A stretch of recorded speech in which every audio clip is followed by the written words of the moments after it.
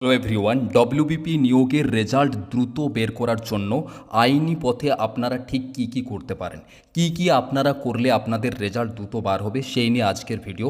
তবে সবার আগে বলে রাখি, পিআরবি বোর্ড তার আইনি লড়াই লড়ছে। মাননীয় আদালত পিআরবি বোর্ডকে যখন যা যা নির্দেশ দিয়েছে, পিআরবি বোর্ড সেগুলো সমস্ত কিছুই পালন করছে। এটা আপনাদের জন্য একটা পজিটিভ দিক। পিআরবি বোর্ড সবসময় আপনাদের পাশে আছে। পিআরবি বোর্ড চাইছে যে আপনাদের রেজাল্ট দ্রুত বার হোক, এই কেস তাড়াতাড়ি মিটুক এবং আপনাদের জয়েনিং হোক। তো আপনারা চোখ বুজে পিআরবি বোর্ডের উপর ভরসা রাখুন।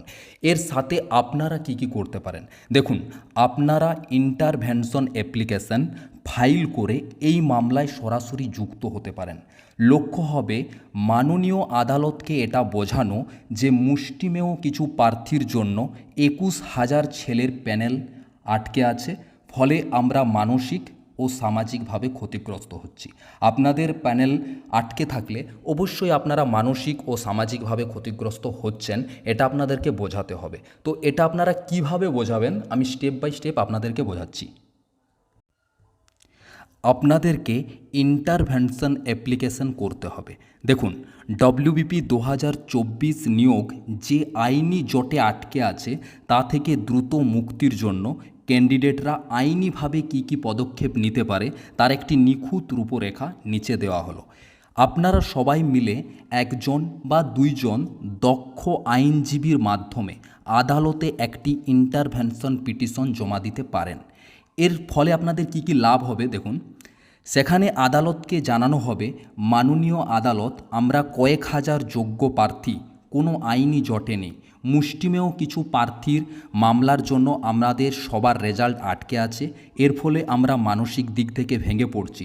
আমরা যদি বর্তমানে মানসিক ও শারীরিক দিক থেকে দুর্বল হয়ে যাই তাহলে আমরা পশ্চিমবঙ্গ পুলিশের ট্রেনিং কিভাবে করব। দেখুন, এর ফলে আদালত, মাননীয় আদালত আপনাদের প্রতি আপনাদের যে আবেদন আদালত সেটা শুনবে, ঠিক আছে। এছাড়াও আর একটা লাভ হবে, আপনারা যখন কোনো আইনজীবী রাখবেন, সেই যখন যখন শুনানি হবে, যেদিন যেদিন হিয়ারিং হবে, আপনাদের আইনজীবী কিন্তু সেই দিন কোর্টরুমে উপস্থিত থাকবে। তিনি আপনাদের বক্তব্য আরও ভালোভাবে তুলবেন, ঠিক আছে। তাহলে আপনাদের জন্য অনেক সুবিধা হবে। আপনারা চাইবেন হিয়ারিং তাড়াতাড়ি হোক, দ্রুত শুনানির আবেদন। বর্তমানে সবচেয়ে বড় যেটা বাধা সেটা হলো শুনানির দীর্ঘসূত্রতা। কারণ শুনানি আজ হচ্ছে, অনেক গ্যাপ দিয়ে আরও হচ্ছে। এটার ফলে কি হচ্ছে যে হাজার হাজার প্রার্থীর ভবিষ্যৎ এবং রাজ্যের পুলিশ ব্যবস্থার প্রয়োজনীয়তার কথা উল্লেখ করে প্রতিদিন ডে টু ডে বেসিস শুনানির আর্জি জানানো যেতে পারে। যদি দীর্ঘসূত্রতে হিয়ারিং হয়, দেখুন কেসগুলো তো কিছু নেই, কেসগুলো একদম সিম্পল আছে, মিটে যাবে। কিন্তু হিয়ারিংগুলো যে লেট হচ্ছে, এর ফলে আমাদের রেজাল্ট পাবলিশড হতে বা জয়েনিং হতে ডিলে হচ্ছে। তো আমাদের একটা দাবি হবে মাননীয় আদালতের কাছে যে আমাদের হিয়ারিংটা যেন দ্রুত হয়, ঠিক আছে। কারণ আমাদের সবার বয়স বেড়ে যাচ্ছে। তাছাড়া যে পুলিশ ব্যবস্থার প্রয়োজনীয়তার কথাও আমরা এখানে উল্লেখ করব। একটা হচ্ছে দেখো ভ্যাকেট স্টে, এটা দাবি জানানো যেতে পারে যে যদি কোনো বিশেষ মামলার কারণে, যেটা সিভিক ভলেন্টিয়ার বা ওবিসি মামলা, পুরো নিয়োগ প্রক্রিয়ার স্থগিতাদেশ আসার সম্ভাবনা থাকে, তবে ক্যান্ডিডেটরা আদালতের কাছে আবেদন করতে পারেন যে পুরো নিয়োগ না থামিয়ে শুধুমাত্র বিতর্কিত আসনগুলো, যেমন 10% সিভিক কোটা, এই সমস্ত ফাঁকা রেখে বাকি যে জেনারেল আসনের যা সিট, যাদের কোনো সমস্যা নেই, তাদের যেন জয়েনিং হয়ে যায়। এটাও একটা দাবি রাখা যেতে পারে। দেখুন, আমি কিন্তু আইনজীবী নই, আমি আমার মতামত বা বিভিন্ন জায়গার বিষয় দেখে আমি এগুলো আলোচনা করছি। তো অবশ্যই আপনারা আইনজীবীর সাথে যখন আলোচনা করবেন, আরও উনি অনেক ভালো ভালো আপনাদেরকে পরামর্শ দেবে। এরপরে দেখুন, সব মামলা একসাথে করা। এই যে আমাদের 9টা 10টা আলাদা আলাদা মামলা আলাদা আলাদা ডেটে হিয়ারিং হচ্ছে, আমরা চাইবো, আপনারা চাইবেন যে যেন মামলাগুলো সব একসাথে হয়ে যায়। যে আপনি দেখছেন যে উচ্চতা, দৌড়, ওবিসি, সিভিক, বিভিন্ন বিভিন্ন যে ব্যাপারগুলো নিয়ে আলাদা আলাদা মামলা চলছে। আমাদের এই ব্যাপারটা হবে যে ক্যান্ডিডেটরা আদালতের কাছে আবেদন করতে পারেন যেন সমস্ত এমএটি অ্যাপিল মামলাগুলোকে একত্রিত করে একটা কমন অর্ডার বা চূড়ান্ত রায় দেওয়া, যে যেদিনেই হিয়ারিং হোক যেন সব কটা কেস একসাথে ওঠে, ঠিক আছে। এরপরে দেখুন, অ্যাফিডেভিট অফ আর্জেন্সি। এই হলফনামায় উল্লেখ করতে হবে যে নিয়োগ প্রক্রিয়া দীর্ঘায়িত হওয়ার ফলে অনেক প্রার্থীর চাকরির বয়স পেরিয়ে যাচ্ছে এবং তারা মানসিক অবসাদে ভুগছেন। লক্ষ্য হবে আমাদের মাননীয় আদালতকে অনুরোধ করা যেন এই মামলাটি ডেলি লিস্ট এর প্রথম দিকে রাখা হয় এবং কোনোভাবেই শুনানি স্থগিত না করা হয়। মাননীয় আদালতের কাছে এটা আমাদের আবেদন, ঠিক আছে? কারণ আমরা সমস্ত বেকার ছেলেমেয়ে, আমরা এত কষ্ট করে একটা পড়াশোনা করে একটা চাকরির জন্য করেছি, সেগুলো কেসের জন্য আটকে যাচ্ছে বা একটা ডিলে হচ্ছে। এটা এটা আমাদের জন্য খুবই একটা অবসাদের বিষয়। তো এটা আমরা আদালতের কাছে জানাবো যে আমরা একটা দীর্ঘ 2 বছর ধরে পড়াশোনা করে মাঠে গিয়ে কষ্ট করে একটা জায়গা অর্জন করেছি, কিন্তু কি হচ্ছে যে কোথা থেকে একটা কেস হয়ে যাচ্ছে, যারা করছে তাদের জন্য আমরা ভোগান্তি ভোগ করছি।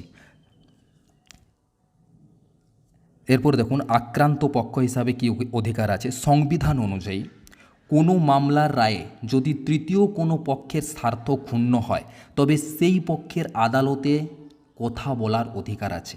মানে আপনাদের যাদের কোনো মানে আপনারা তৃতীয় পক্ষ, ঠিক আছে, আপনাদের কিন্তু কথা বলার অধিকার আছে। যুক্তি এটাই যে এই মামলা MAT 229 বা 303 যদি আদালতে কোনো স্থগিতাদেশ বা স্টে দেয় বা যেটা, তবে এর ফলে হাজার হাজার নির্দোষ বা যোগ্য ক্যান্ডিডেটদের রেজাল্ট বা জয়নিং আটকে যাচ্ছে। আমাদের অধিকার, যেহেতু এই মামলার ফলাফলের উপর আপনাদের ভবিষ্যৎ নির্ভর করছে, তাই আপনাদের একজন ইন্টারভেনার হিসাবে আদালতে আবেদন করতে পারেন যে মাননীয় আদালত আমাদেরও কিছু বলার আছে, কারণ এই দেরি আমাদের জীবন নষ্ট করছে। দেখুন এত কিছু বলার নেই, বা আমার মেন যেটা বলতে চাই, এই কেসগুলো কিন্তু খুবই সিম্পল। এর আগে 2019-এ অনেক বড় কেস হয়েছিল। এই ফাইলগুলো যদি আপনারা দেখেন তাহলে অবাক হয়ে যাবেন। তুলনামূলক এটা কিছুই না, ঠিক আছে, কিন্তু লেট হচ্ছে। তবু শুনে রাখুন বেশি লেট হবে না, ঠিক আছে? আপনারা যদি ভাবেন যে ভোট এসে গেল বা ভোট আমাদের জয়নিং হলো না, ভোটের পর জয়নিং হবে না, এটা তাহলে আপনাদের ভুল ধারণা। পিআরবি বোর্ড 100% চেষ্টা করছে যে আপনাদের কেস যাতে মিটে যায় এবং আপনাদের জয়নিং যত সম্ভব করানো দরকার করবে, ঠিক আছে? যদি এরকম কারো কথা শুনে ভাববেন না যে পিআরবি বোর্ড চাইছেন আপনাদের জয়নিং হোক। পিআরবি বোর্ড 100% চাইছে আপনাদের জয়নিং হোক এবং আপনাদের জয়নিং করাবে। দেখবেন আপনাদের ভোটের পরে পরেই আপনাদের জয়নিং হয়ে যাবে, একদম বিশ্বাস রাখুন। যদি না জয়নিং হয় তখন বলবেন, ঠিক আছে?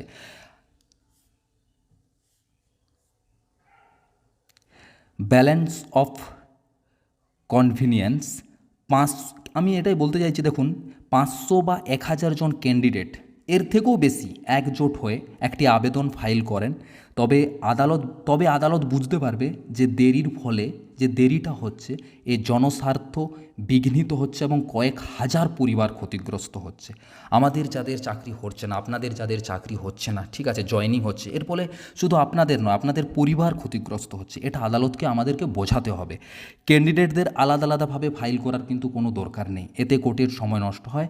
বরং আপনারা সবাই মিলে একটা গ্রুপ তৈরি করেন, তারপর আপনারা আইনজীবী ঠিক করেন। সবথেকে ভালো আইনজীবী যারা রয়েছে আপনারা নিজেদের মধ্যে আলোচনা করে একজন আইনজীবী ঠিক করে আপনারা কোর্টে ক্যান ফাইল করুন, ঠিক আছে?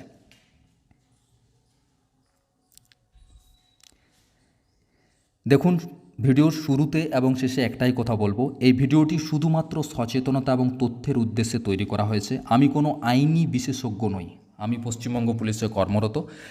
ভিডিওটিতে আলোচিত পয়েন্টগুলি বিভিন্ন আইনি নথিপত্র এবং আদালতের পাবলিক রেকর্ডের উপর ভিত্তি করে তৈরি। কোনো আইনি পদক্ষেপ নেওয়ার আগে অনুগ্রহ করে অভিজ্ঞ আইনজীবীর পরামর্শ নিন। আমি যে সমস্ত আপনাদেরকে বিষয়গুলো বললাম যে এগুলো করা যেতে পারে, সেগুলো সম্পূর্ণ কিছু আমার মতামত, কিছু জায়গা থেকে আমি ভেবেছি, দেখেছি, পড়াশোনা করে আমি আপনাদের সাথে আলোচনা করলাম যে এই বিষয়গুলো করলে আপনাদের রেজাল্ট দ্রুত প্রকাশ করার সম্ভাবনা রয়েছে। আপনাদের সবথেকে বড় দুটো কেস হলো দুটো, MAT 303 এবং 229। এই দুটো কেস, যে আমানা খাতুন এবং চন্দন ধারা, এই দুটোই মেন কেস রয়েছে। বাকিগুলো তো দুটো তো খারিজ হয়ে গেছে। আমি যেদিন ফার্স্ট একটা আপনাদের জন্য ভিডিও করেছিলাম, অনেকে বলেছিলেন যে PMT কেসটা তো খারিজ হয়নি, ওটা তো অলরেডি হাইকোর্টে চলছে। আমি লিখেছিলাম যে PMT PET কেসটা খারিজ হয়ে গেছে। বিষয়টা হলো PMT PET কেসটা খারিজ হয়েছিল মানে হয়েছে। প্রমিতা কর্মকার যে PMT PET কেসটা করেছিল, যে আমাদের হাইটের সমস্যা নিয়ে যে কেসটা করেছিল, ওটা খারিজ হয়েছে। তার কারণ হচ্ছে ওরা অনেক পরে এসে করেছিল, তার জন্য কিন্তু মাননীয় অমৃতা সিনহা ওনাদের কেসটা খারিজ করে দিয়েছে। তো আমি এটাই বলেছিলাম, অনেকে হয়তো ভুল বুঝেছিলেন যেখানে আমানা খাতুনের কেসটা কিন্তু সিঙ্গেল বেঞ্চে খারিজ হয়নি, এটা ডিভিশন বেঞ্চে গেছে, ক্যান ফাইল হয়, ওনারা ক্যান ফাইল করেছে। পিআরবি বোর্ডও কিন্তু রিপিট ক্যান ফাইল করেছেন আপনাদের সুবিধার্থে, যে আমাদের নিয়োগ প্রক্রিয়া যাতে দ্রুত হয়, এটা যেন ডিলে না হয়। আমরা যদি আবার কোনো মেজারমেন্ট মেশিনে মাপার সুযোগ দিই তাহলে হাজার হাজার প্রার্থী আবার মাপার সুযোগ নিয়ে আমাদের কাছে আবেদন করবে, এতে নিয়োগ প্রক্রিয়া জটিল হবে। এর জন্য কিন্তু পিআরবি বোর্ডও ক্যান ফাইল করেছে, ঠিক আছে। সেকেন্ড যেটা হলো চন্দন ধারা বনাম বোর্ড, এটা সংরক্ষণ এবং আসন বন্টন নিয়ে, এটাও একটা গুরুত্বপূর্ণ বটে বিষয়টা। কিন্তু এই কেসগুলো মানে এই যে সিস্টেমটা, পিআরবি বোর্ড সিস্টেম মেনেই কিন্তু এটা প্রকাশ করেছিল, মেরিট লিস্টটা প্রকাশ করেছিল। তো আমরা পিআরবি বোর্ডের উপর ভরসা রাখবো, মাননীয় আদালতের উপর ভরসা রাখবো, আমরা নিজেদের উপর ভরসা রাখবো। এখন আমাদের যা যা করণীয় আমরা সেগুলো করব খুবই শান্তিপূর্ণভাবে, কোনো রকম কোনো বিশৃঙ্খলা ভাবে নয়। আমরা নিজেদের উপর ভরসা রেখে এগিয়ে যাব এবং আমরা অবশ্যই আমরা যেটা পরিশ্রম করে যে ফলটা অর্জন করেছি সেটা কোনোভাবেই আমাদের হাত থেকে যাবে না। এর আগেও কারো যায়নি, অন্ততপক্ষে পুলিশের তো যাবে না। এর আগেও আমরা দেখেছি 2019-এ এর থেকে বড় বড় কেস হয়েছিল, কিন্তু 2019 ক্যান্ডিডেট তারা আজ সার্ভিস করছে। আপনারাও আপনাদের যে কাঙ্ক্ষিত ইউনিফর্ম পরবেন, অবশ্যই পরবেন, শান্তি বজায় রাখুন। তার সাথে সাথে এখন আমি আপনাদেরকে একটা অ্যাডভাইস দেবো যে আপনারা এই সমস্ত কিছু করুন, তার সাথে অবশ্যই কিন্তু কলকাতা পুলিশের জন্য পড়াশোনা করবেন, ঠিক আছে, কোনো জায়গায় পিছিয়ে থাকবেন না। তার সাথে যে আমাদের কেস মিটে যাওয়ার পর আমাদের যে যে স্টেপগুলো থাকে, ভিআর, মেডিকেল, সেই সম্পর্কে অবগত আগে থেকে হয়ে থাকুন। যদি আপনাদের মনে হয় যে এই বিষয়ে আমি আপনাদেরকে অবগত করাবো তো অবশ্যই কমেন্ট করতে পারেন। আপনাদের যদি কোনো কিছু জানার দরকার থাকে পুলিশ সিস্টেম নিয়ে, পুলিশ বোর্ড নিয়ে, পুলিশ ডিপার্টমেন্ট নিয়ে, অবশ্যই কমেন্ট করতে পারেন। আমি সবার কমেন্টের উত্তর দিই, আপনাদেরকেও দেব। দেখা হবে নেক্সট ভিডিওতে, ততক্ষণের জন্য টাটা, বাই বাই, জয় হিন্দ, জয় ভারত।